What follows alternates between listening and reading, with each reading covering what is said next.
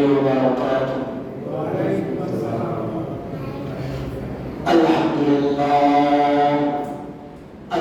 لله نحمده ونستعينه ونستغفره ونعوذ بالله من شرور أنفسنا ومن سيئات أعمالنا. من يهد الله فلا مضل له ومن يضلل فلا هادي له. ونشهد أن لا إله إلا الله وحده لا شريك له. ونشهد أن سيدنا وسندنا وحبيبنا وطبيبنا وطبيب قلوبنا ومولانا محمد صلى الله تعالى عليه وعلى آله وأصحابه وبارك وسلم، الذي أرسله الله تعالى بالحق بشيرا ونذيرا وداعيا إلى الله بإذنه وسراجا منيرا. أعوذ بالله من الشيطان الرجيم. بسم الله الرحمن الرحيم. كلا إذا بلغت التراقي وقيل من راق وظن أنه الفراق والتفت الساق بالساق إلى ربك يومئذ المساق.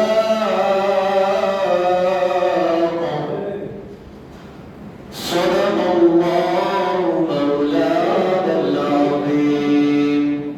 وقال رسول الله صلى الله عليه وسلم: إن الله يقبل توبة العبد ما لم يغرر به.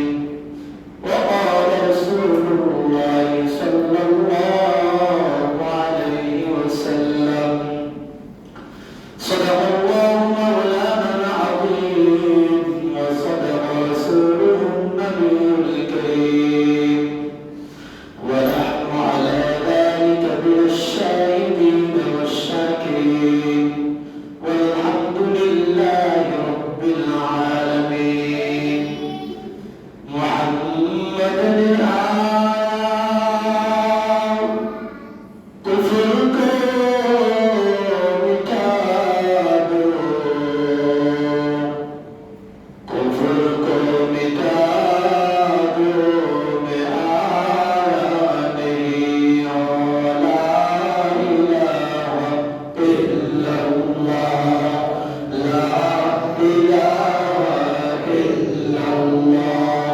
لا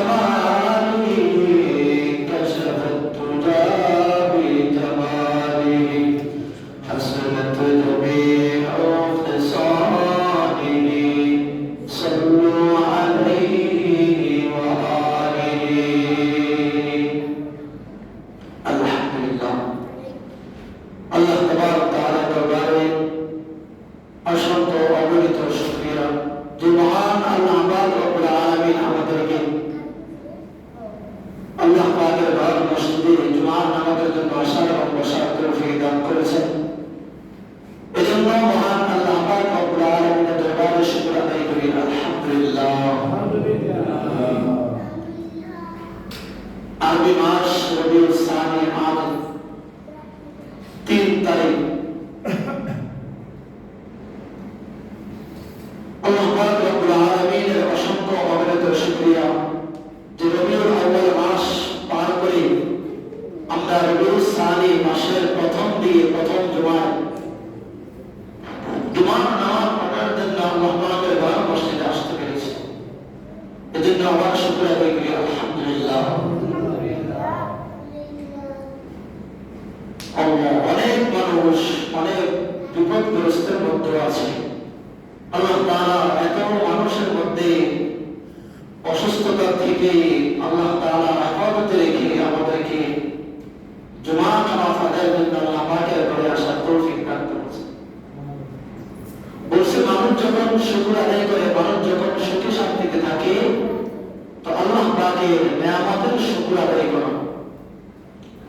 বলছে মানুষ তুমি কি যদি অসুস্থতার মধ্যে থাকো তাহলে কি আল্লাহকে বলে যাইবা? না, কখনোই সম্ভব না। মানুষ অসুস্থতার সম্মুখীন হইলে মানুষ আল্লাহকে আরো বেশি স্মরণ করে। জোরে সুবহানাল্লাহ। তার মানে অসুস্থতা একটা আল্লাহ তাআলার নিয়ামত। সুবহানাল্লাহ। সুস্থতাও আল্লাহ তাআলার নিয়ামত, অসুস্থতাও আল্লাহ তাআলার নিয়ামত।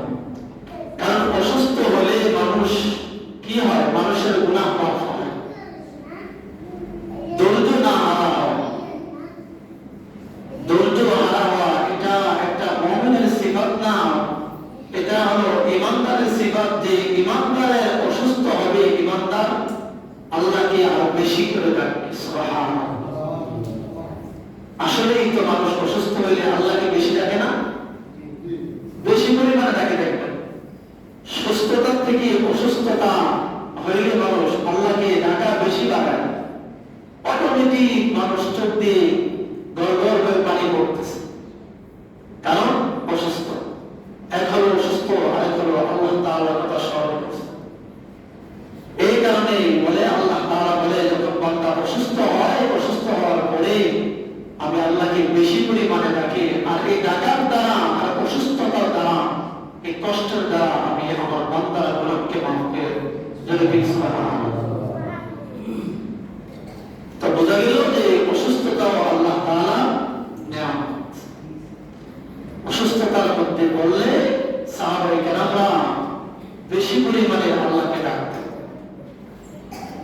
অসুস্থ যদি আমরা কোনো ধরনের হয়ে যায় তাহলে আল্লাহকে ডাকা বাদ দিয়ে আসি না অভাব নেই। আল্লাহকে ডাকা, এত পরিমাণে ডাকা পরেও যদি আপনি অসুস্থ হয়ে যান অথবা আপনি আল্লাহকে স্মরণ করেন না, তারপরে আপনার উপরে মুসিবত আসতে পারে। এটাই হলো আপনার ঈমানের একটি পরীক্ষা। আর অসুস্থতাও আল্লাহ তাআলা নেন। যাই হোক, আমি কালামে পাক থেকে একটি আয়াত তেলাওয়াত করেছি আপনাদের মাঝে। আল্লাহ তাআলা গত শুক্রবার মৃত্যু সম্পর্কে আলোচনা করেছিলাম, তার প্রসঙ্গে কিছু কথা বলব। আল্লাহ তাআলা কোরআনুল হাকীমের মধ্যে বলেন, কাল্লা ইযা বালাগাতিত তারাকিয়া ওয়া কিলা মান রাক। কখনো নয়। ওদিকে আল্লাহ বলেন, কুল্লু নাফসিন যায়িকাতুল মাউত। সকল মানুষের একদিন মৃত্যুর স্বাদ গ্রহণ করতেই হবে। এতে কোনো সন্দেহ আছে? কুল্লু নাফসিন যায়িকাতুল মাউত ওয়া ইন্নামা তুওয়াফাউনা উজুরাকুম ইয়াওমাল কিয়ামাহ ফামান যুহজিহা আনিন নারি ওয়া উদখিলাল জান্নাতা ফাকাদ ফাজ ওয়া মাল হায়াতুদ দুনিয়া ইল্লা মাতাউল গুরুর। পৃথিবীর ভিতরে যত প্রাণী আছে, শ্রেষ্ঠতম প্রাণীর নাম ইনসান, নাম মানুষ। আল্লাহ রাব্বুল আলামিন কুরআনুল হাকীমের মধ্যে বলেন, ওয়াকুলিকাল ইনসান দাঈফা। আমি মানুষকে বড় দুর্বল করে বানাইছি, মানুষের ভিতরে একটা আত্মা দিয়েছি, রূহ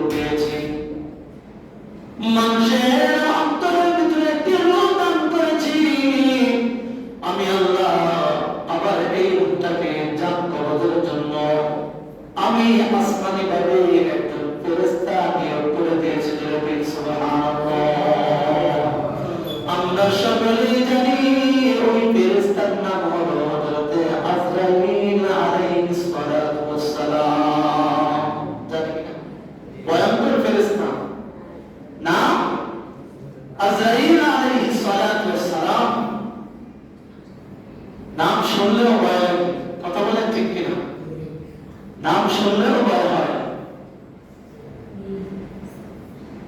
আল্লাহ নবী সাল্লাল্লাহু আলাইহি ওয়াসাল্লাম থেকে শুধু পারমিশন নিয়েছে আজরাইল, আর পৃথিবীর কোন মানুষ থেকে পারমিশন নেয় নাই। কথা বলেন ঠিক কিনা? পৃথিবীর কোন মানুষ থেকে পারমিশন নেওয়া লাগেও না। আমাদের নবীর থেকে পারমিশন নেওয়ার কারণ একটাই, নবী হলো আমাদের গোটা জগতের জন্য রহমাতুল লিল আলামিন। সুবহানাল্লাহ। হযরত মুহাম্মদুর রাসূলুল্লাহ সাল্লাল্লাহু আলাইহি ওয়াসাল্লাম, সাল্লাল্লাহু আলাইহি ওয়াসাল্লাম। নবীর সাথে দুরূদ পড়লে লস না লাভ? লাভ হলে পড়েন না কেন? সবাই বলেন সাল্লাল্লাহু আলাইহি ওয়াসাল্লাম। এটা একটা দুরূদ। আল্লাহ নবী সাল্লাল্লাহু আলাইহি ওয়াসাল্লাম থেকে শুধু জিজ্ঞাসা করেছেন, ও পয়গম্বর, এখন কি ওয়াদা দিবেন আপনার জানটা কবজ করুন? আল্লাহ নবী সাল্লাল্লাহু আলাইহি ওয়াসাল্লাম অনুমতি দিয়েছেন। আর মৃত্যুর স্বাদ, মৃত্যুর ঘন্টা বেজে গেছে। সুবহানাল্লাহ। এবার হযরত আজরাইল আলাইহিস সালাতু ওয়াস সালাম, মালাকুল মউত ফেরেশতা, সব মানুষের দ্বারে দ্বারে আসবেন। কথা বলেন ঠিক কিনা? প্রত্যেকটা মানুষের কাছে কিন্তু মালাকুল মউত, সাকরাতুল মউত আসবে। এতে কোনো সন্দেহ আসেনি, চুল পরিমাণ সন্দেহ আসেনি। সমস্ত মানুষের কাছে আসবে। এই কারণে আল্লাহ বলেন, কাল্লা, কখনো নয়, কখনো নয়। ইযা বালাগাতিত তারাকিয়া, আরে যখন ইযা বালাগাতিত তারাকিয়া, আজরাইল যখন মানুষের শিরে চলে যাবে, আজরাইল আলাইহিস সালাতু ওয়াস সালাম যখন মানুষের কাছে যখন চলে আসবে, আসার পর কলিজার থেকে যখন রূহটা টান দেবে, কলিজার থেকে যখন রূহটা টান দেবে, বলে ইযা বালাগাতিত তারাকিয়া, যখন কলিজা থেকে রূহটা টান দেওয়া হবে, আর আজরাইল টান দেওয়ার সঙ্গে সঙ্গে ওই রূহটা কণ্ঠনালীর মধ্যে আসবে। কিসের মধ্যে? বলেন। এই যে কণ্ঠনালীটা দেখি, কলিজার থেকে রূহটা টান হবে, কলিজার থেকে রূহটা কণ্ঠনালীর মধ্যে চলে আসবে। ইযা বালাগাতিত তারাকিয়া ওয়া কিলা মান রাক, মৃত্যুর সময় দেখি যখন মানুষ দুনিয়া থেকে চলে যায়, মানুষ অসুস্থ হয়ে পড়ে। কথা বলেন ঠিক কিনা? মানুষ অসুস্থ হয়ে পড়ে যায় বিছানার ভিতরে। কথা বলেন ঠিক না? বেঠিক? মানুষ খাবার খাদ্য সম্পন্ন করে যায়, আত্মীয় স্বজনকে ডাকায়, দুনিয়ায় থাকবো না, আমার দুনিয়া শেষ, দুনিয়ার সব কিছু শেষ। ও সন্তানরা কোনো মারামারি করিস না, ঝগড়া ফাসাদ করিস না, যাদের সম্পত্তি যা আছে ভাগ করে সবাই নিয়ে। কথা বলেন ঠিক কিনা? বাবা দুনিয়া থেকে চলে যাবে, সন্তানদেরকে বোঝান করে যাচ্ছে, ও সন্তানেরা আমি দুনিয়া থেকে চলে যাচ্ছি, তোরা বের বেশি থাকিস, ঝগড়া ফাসাদের মধ্যে লিপ্ত হইস না। আমি বাবা দুনিয়ায় অনেকদিন ছিলাম, আল্লাহ আমাকে রাখছেন, যতটুকু সম্পদ করতে পারছি এগুলো তোরা বন্টন করিয়া মিলে মিশে থাকিস। কথা বলেন ঠিক কিনা? মানুষের মনে যখন দাঁত চলে আসে, হাদিসের মধ্যে পাওয়া যায় 1 মাস, 2 মাস, 3 মাস, অর্থাৎ 90 দিন আগে মানুষের আসমানের মধ্যে নামটা লেখা হয়ে যায়। যেরকম আল্লাহু আকবার। 90 দিন আগে বান্দার নামটা লেখা হয়ে যায়। এই মানুষ আর দুনিয়ার মুখে থাকবে না রে, দুনিয়া থেকে চলে যাবে। সব খারাপিরা বন্ধ, কথাবার্তা বন্ধ, অসুস্থ, কথা বলা ঠিক নেই।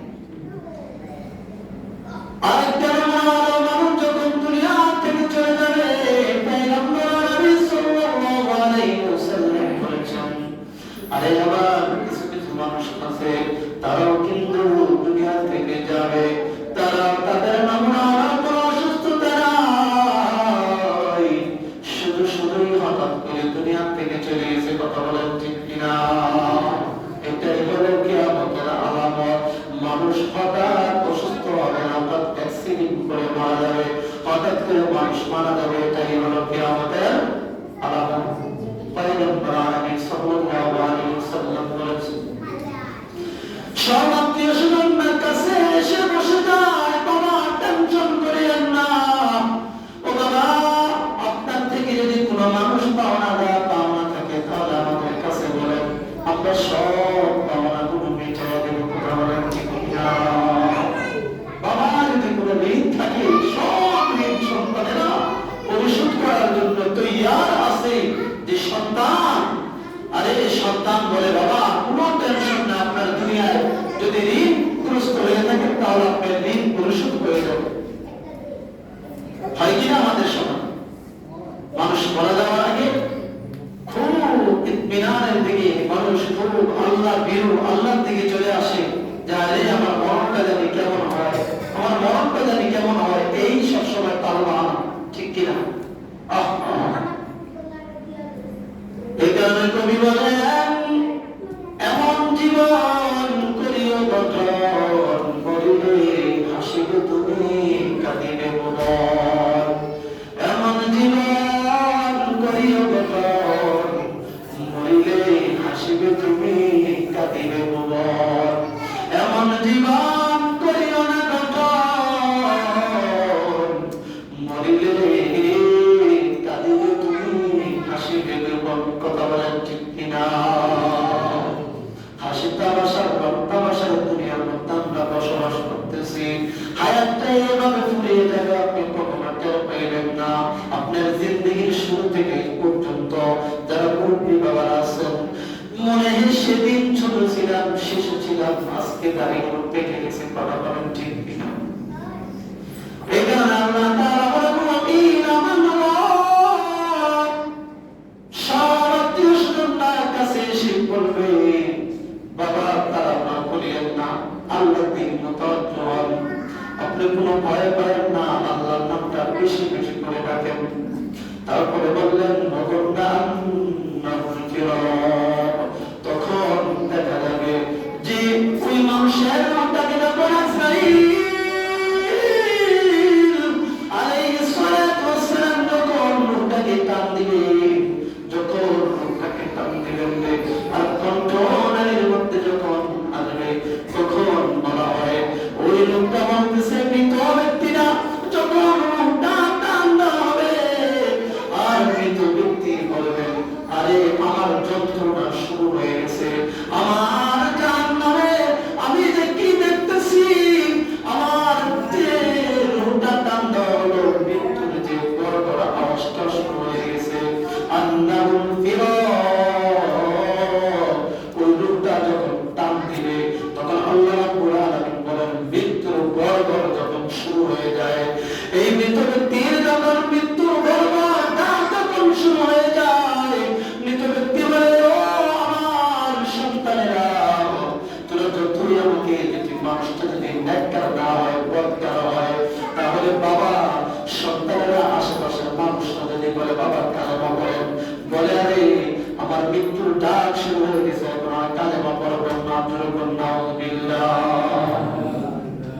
কারণ যদি মানুষ বদকার হয় তখন এই অবস্থাটা হবে। আর যদি নেককার হয়, পাঁচ ওয়াক্ত নামাজ সঠিকভাবে আদায় করে, তখন অটোমেটিকলি আল্লাহ তাআলার পক্ষ থেকে মুখে কালেমা নসিব হয়ে যাবে। সুবহানাল্লাহ। মৃত্যুর ডাক যখন শুরু হয়ে যাবে, গড়গড় ভিতরে শুরু হয়ে যাবে, তখন বলে এই দুনিয়া থেকে আমি চলে গেলাম, দুনিয়া ছেড়ে চলে গেলাম। তখন যদি মানুষকে বলে, আল্লাহ রাসূল সাল্লাল্লাহু আলাইহি ওয়াসাল্লাম বলেন, ইন্নাল্লাহা ইয়াকবালু তাওবা, ইন্নাল্লাহা ইয়াকবালু তাওবা, নিশ্চয়ই আল্লাহ তাআলা বান্দার তওবাকে কবুল করবেন। ওই আজরাইল যখন মৃত ব্যক্তির যখন রূহটাকে টান দিবেন, টান দেওয়ার আগ পর্যন্ত কি বান্দার উচিত ছিল দুনিয়া থেকে তওবা করে যাওয়া? কথা বলেন ঠিক? উচিত ছিল যে যখন আজরাইল যখন রূহটাকে টান দিবে, টান দেওয়ার আগ পর্যন্ত যখন গড়গড় মৃত্যুর ডাক শুরু হবে, এই রূহটা যখন কণ্ঠনালীতে চলে আসবে, সমস্ত অঙ্গ প্রত্যঙ্গগুলো, হাড়গুলো যখন টান শুরু হয়ে যাবে, চিৎকার যখন শুরু হয়ে যাবে, তখন যদি কালেমা পড়ি কাম হবে না।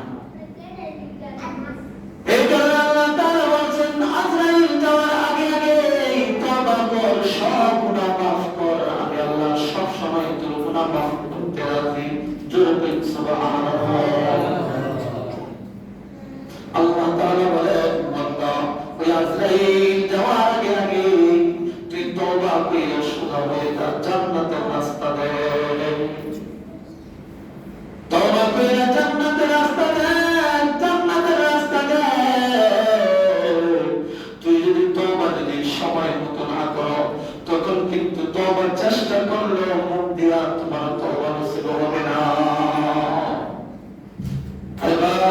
তখনই তো মানুষের তওবাটা মুখে নসিব হবে যখন মানুষ দুনিয়ার মধ্যে ৫ ওয়াক্ত নামাজ সঠিকভাবে আদায় করবে, মানুষ যখন খারাপ কাজ করবে না, লেনদেন ভালো করবে, মানুষ যখন চুগলখড়ি করবে না, মানুষ বাইরে গীবত করবে না, বাইরের সাথে জমি-জমা নিয়ে মারামারি হয় কি হয় না?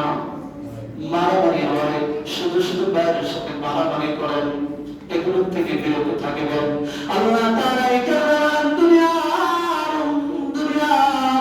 সমস্ত আমার বান্দা-বান্দীদেরকে জানায় দেয়, আমি আল্লাহর দরবারে আসলে তোমরা আমল নিয়েই আসতে হবে। কথা বলেন ঠিক কিনা? আমল ছাড়া কোনো দাম নাই। ওই কবরে একা একা জিন্দেগি হবে, যে কবরে কোনো সঙ্গী নাই, সাথী নাই, কিছুই নাই। কথা বলেন ঠিক কিনা? এই কারণে জিন্দেগি যদি সাজাইতে হয়, কবি তো বলেন যে জিন্দেগিটা কোই ইতিবার নেই, এই জিন্দেগির কোনো ভরসা নেই।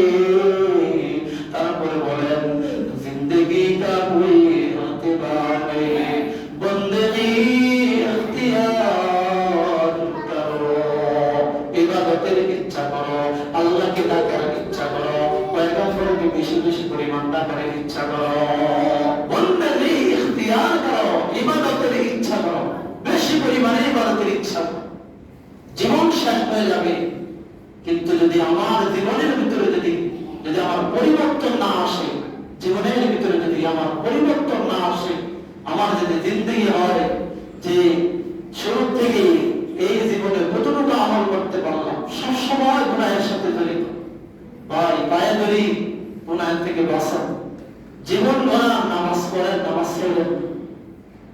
নামাজ বিশাল বড় সম্পদ। নামাজকে আমরা তামাশা করি, আজান হয় মসজিদের বাইরে, আর আপনি বাজারের দিকে যাচ্ছেন, নামাজ পড়েন। বড় আফসোসের বিষয়, দুর্ভাগ্য হলে মানুষ এমন হয়। বলছে যখন মানুষের রূহটাকে টান দিবে, ওই সেকেন্ডের মাথায় মানুষ যেমন ছটফট ছটফট করবে, মানুষ যেমন ছটফট করবে, বড় ৬০ থেকে ৭০ বছর জিন্দেগি ওই ১ মিনিটের জায়গায় কিছুই না। এত পরিমাণে কষ্ট হবে। ৬০ থেকে ৭০ বছর আপনি জিন্দেগিতে গুনাহ করলেন, গুনাহের উপরে আগুন লাগাচ্ছেন। এই জিন্দেগি এক সামান্য সেকেন্ডের কাছে কিছুই, আপনার কোনো সার্থকতা হবে না। এত পরিমাণে শাস্তি আপনাকে হবে। এই কারণে জীবন যদি মারাও, এই জীবনে দুনিয়াতেও দাম আছে, আখিরাতেও দাম আছে। কথা বলেন ঠিক কিনা? আখিরাতের জন্য যদি তুমি কিছু না করো, আরে পয়গম্বররা দাবে দাবে কত দাওয়াত দিয়েছেন, আপনার ঘরে আমার ঘরে সন্তানরা নামাজ পড়ে না, আছে না নাই, অথচ মসজিদে আজান হয়, আপনার আমার সন্তান বিছানার ভিতরে ঘুমায়। কথা বলেন ঠিক কিনা? এই জীবন তখনই দাম হবে যখন আপনি আল্লাহকে ডাকবেন। আল্লাহকে ডাকবেন না, এই জীবনের কোনো দাম নাই। হযরত ইব্রাহিম আলাইহিস সালাতু ওয়াস সালাম আজরাইল আলাইহিস সালাতু ওয়াস সালাম কে বললেন, ও আজরাইল, তুমি যে মানুষের রূহটাকে দুনিয়া থেকে নাও, কোন অবস্থাতে নাও, আমি তো দেখতে চাই। কে বললেন? পয়গম্বর ইব্রাহিম আলাইহিস সালাতু ওয়াস সালাম বললেন, ও আজরাইল, আমি তোমার যে অবস্থায় বান্দার জানটা কবজ করো, ওই অবস্থায় আমি তোমাকে দেখতে চাই।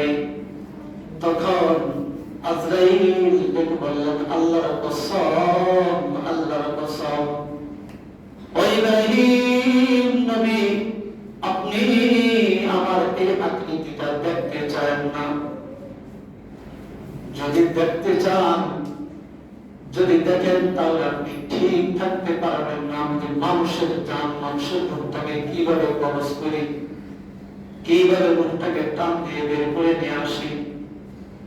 ইব্রাহিম আলাইহিস সালাতু ওয়াস সালাম বললেন, আমি একটু দেখতে চাই কি অবস্থায় আপনি মানুষের জানটা নেন। ইব্রাহিম আলাইহিস সালাতু ওয়াস সালাম বারবার বলার পর হযরত ইব্রাহিম আলাইহিস সালাতু ওয়াস সালাম বললেন, ঠিক আছে, দেখতে যেহেতু চান দেখাও। আজরাইল যখন তার রূপটা দেখাইলেন, সাথে সাথে ইব্রাহিম আলাইহিস সালাতু ওয়াস সালাম দেখার পর সাথে সাথে বেহুশ হয়ে গেছে। আর মানুষের রূপ কিভাবে নেয়, এই পরিণতি যখন ইব্রাহিম আলাইহিস সালাতু ওয়াস সালাম দেখছেন, সাথে সাথে বেহুশ হয়ে গেছে। ইমাম কুদরি রাহমাতুল্লাহি আলাইহি কিতাবের মধ্যে লেখেন যে ইব্রাহিম আলাইহিস সালাতু ওয়াস সালাম এই অবস্থা দেখার পর যখন বেহুশ হয়ে গেছে, অনেকক্ষণ পর যখন হুঁশ ফিরে আসছে, বলে, দুনিয়ার মানুষ, দুনিয়ার যতদিন থাকো ততদিন আল্লাহর গোলামি কইরো। আল্লাহর গোলামি ছাড়া তোমার বিন্দু থেকে বিন্দু পরিমাণের দাম নাই। দুনিয়ার জিন্দেগিতে তুমি যত গুনাহ করবা আর যত নামাজ কাজা করবার বাবা, এই জিন্দেগির মূল্য তোমার কাছে নেই। তুমি একটা বাড়ি বানাচ্ছ, একটি সুন্দর ঘর বানাচ্ছ, অর্থ সম্পদের সন্তানের জন্য, ফ্যামিলির জন্য কত কষ্ট করে ইনকাম করিয়া একটা ভারী ঘর বানাও সন্তানের জন্য। এই সন্তান তোমার বুকের উপরে পাড়া দিয়ে জাহান্নামে যাবে, নাউযুবিল্লাহ। তখনই যাবে আপনি সন্তানকে দিন শিখান নাই। দুনিয়া শিখাইবেন সমস্যা নাই, দিন যদি আপনার সন্তান না শিখে, এই দুনিয়াও বরবাদ, আখিরাতও বরবাদ।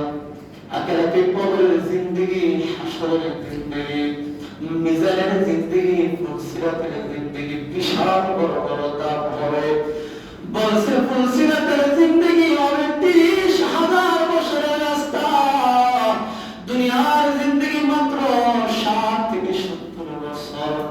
জিন্দেগি মানুষ কাটায় 30,000 বছর শুধু মিজানের ফুলসিরাত শুধু পার হতে হবে। এত বড় বড় জিন্দেগি আমাদের সামনে আছে, কোন জিন্দেগি নিয়ে আমরা বাহাদুরি করতেছি? আল্লাহ তাআলা কোরআনুল হাকীমের মধ্যে বলেন, ফাআম্মাল ইনসানু ইযা মাবতালাহু রাব্বুহু ফাআকরামাহু ওয়া না'আমা। এ মানুষ, দুনিয়ার মধ্যে আমি আল্লাহ তাআলা কিছু কিছু মানুষকে, ধন সম্পদ দিয়ে মানুষকে আমি পরীক্ষা করব। দুনিয়াটা হলো একটি পরীক্ষার হল। ফাআকরামাহু ওয়া না'আমা, কিছু কিছু মানুষকে আমি সম্মান দিয়ে, সম্মানের চেয়ার দিয়ে, আবার কিছু কিছু মানুষকে আমি অর্থ দিয়ে, সম্পদ দিয়ে মানুষকে পরীক্ষা করব। আবার কিছু কিছু মানুষকে আমি গরিব রাখবো, মিসকিন রাখবো। এটা আল্লাহ তাআলার পক্ষ থেকে পরীক্ষা। কথা বলেন ঠিক কিনা? আল্লাহ স্পষ্ট বলছেন, ফাআকরামাহু ওয়া না'আমা ফায়াকুলু রাব্বি আকরামান। আবার কিছু কিছু মানুষ থাকবে যারা মিসকিন, এরা দুনিয়ার মধ্যে একটা পরীক্ষা।